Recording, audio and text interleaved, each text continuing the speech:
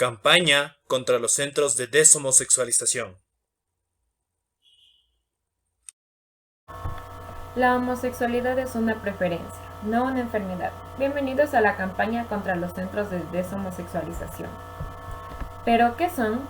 Son lugares de privación de libertad, en los que se suele aplicar tratamientos de conversión para curar la homosexualidad. Históricamente se relacionan con grupos religiosos y su existencia es ilegal, lo que ha hecho que se camuflen como centros de desintoxicación de sustancias estupefacientes. Se presume que existen alrededor de 200 centros de deshomosexualización en el Ecuador. En dichos espacios existe un sinnúmero de violación de derechos humanos, tales como torturas físicas y psicológicas, humillaciones, mala alimentación, privación de sueño, descargas eléctricas, obligación a realizar trabajos forzosos, violaciones correctivas, entre otros. En la Constitución de la República del Ecuador del 2008, en el artículo 11, número 2, se establece que todas las personas son iguales y gozarán de los mismos derechos, deberes y oportunidades. Por ende, nadie podrá ser discriminado por ninguna razón, incluyendo la orientación sexual. En dicho artículo también se esclarece que el Estado adoptará medidas de acción afirmativa que promuevan la igualdad real en favor de los titulares de derechos que se encuentren en situación de desigualdad, así como también en el capítulo sexto sobre los derechos de libertad, en el artículo 66, número 9, en el cual se reconoce y garantiza el derecho a tomar decisiones libres, informadas, voluntarias y responsables sobre su sexualidad y su vida y orientación sexual. El Estado promoverá el acceso a los medios necesarios para que estas decisiones se den en condiciones seguras. Cabe recalcar que a pesar que el Estado haya garantizado en todos sus instrumentos, aún existen procesos que se han quedado en el olvido, por lo cual las víctimas no han tenido una reparación adecuada. La primera denuncia se dio en el 2009 por parte del Comité de América Latina y el Caribe para la Defensa de los Derechos de la Mujer, mejor conocido como CLADEM, en su lucha por la igualdad de género. Dicho comité denunció la existencia de centros ilegales en el Ecuador, por lo que se realizó una recomendación al Estado, el cual era que ninguna persona con distinta orientación sexual sea internada en estos centros, ya que la homosexualización no es una enfermedad tal y como se establece en la Constitución del Ecuador. Historia de los centros de deshomosexualización en el Ecuador. Este tipo de centros, llamados incluso clínicas, aparecen en el Ecuador aproximadamente en las décadas de 1980 a 1990, bajo el concepto de que la homosexualidad es una enfermedad y que con un tratamiento adecuado se puede lograr curar a la persona.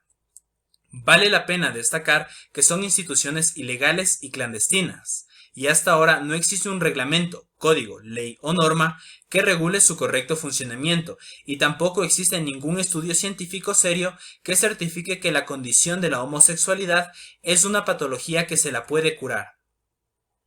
La existencia de estos centros en gran medida se debe a la iniciativa de las iglesias evangélicas, que también califican a la homosexualidad como posesión demoníaca y maligna. Las mismas realizan un sinnúmero de rituales religiosos para solucionar el problema. Lo que se ha encontrado en estas falsas clínicas y apoyado por los testimonios de las diversas víctimas es que son solo centros de tortura física y psicológica donde se atropellan los derechos humanos de las personas de forma permanente y constante. Además, por el supuesto tratamiento eficaz, los familiares pagan altas sumas de dinero y no existe el control estatal para frenar este tipo de estafa. Simplemente las autoridades intervienen cuando hay una denuncia de por medio. Caso contrario, las autoridades no tienen ningún respaldo para poder proceder con su accionar. Derechos vulnerados en estos centros de deshomosexualización. Según las denuncias que se han hecho a estos centros, en ellas se practican torturas físicas, psicológicas, tales como insultos, humillaciones, mala alimentación, golpes, descargas eléctricas e incluso violaciones correctivas. El objetivo, curar, entre comillas, al presunto paciente, es decir, curar su homosexualidad, cueste lo que cueste. Las lesbianas, los gays, las personas trans, bisexuales e intersex han estado históricamente sometidas a discriminación por su orientación sexual, identidad de género y expresión de género, y continúan siendo sujetas a discriminación, violencia, persecución, tortura, desaparición, prohibición de su libertad y otros abusos en clara vulneración de sus derechos. En la Constitución de la República, en el artículo 66, nos habla que el Estado se encargará de garantizar, específicamente hablando en el numeral 3, el derecho a la integridad personal, que incluye la integridad física, psíquica, moral y sexual, una vida libre de violencia en el ámbito público y privado, la prohibición de la tortura, la desaparición forzada y los tratos y penas crueles, inhumanos o degradantes. En numeral 9 del mismo artículo nos habla que las personas tienen el derecho a tomar decisiones libres, informadas, voluntarias y responsables sobre su sexualidad y su vida y orientación sexual.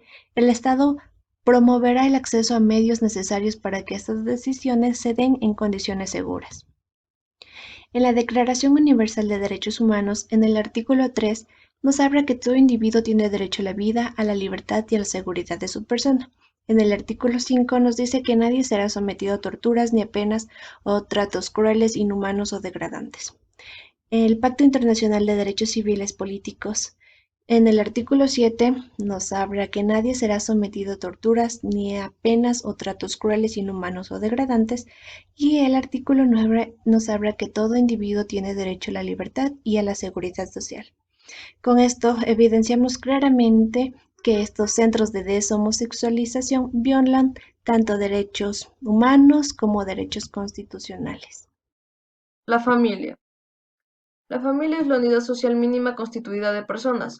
Desde la prehistoria, el ser humano se ha reunido con el fin de sobrevivir y protegerse. En la actualidad, se consideran diferentes tipos de familia, como las que se puede observar en la imagen. Muchas veces la orientación sexual de una persona no es aceptada dentro de las familias tradicionales, ya sea por la religión, las costumbres o la educación. En países latinoamericanos, la aceptación de la comunidad LGBTI ha sido más difícil que en Europa por varios factores, como los nombrados anteriormente.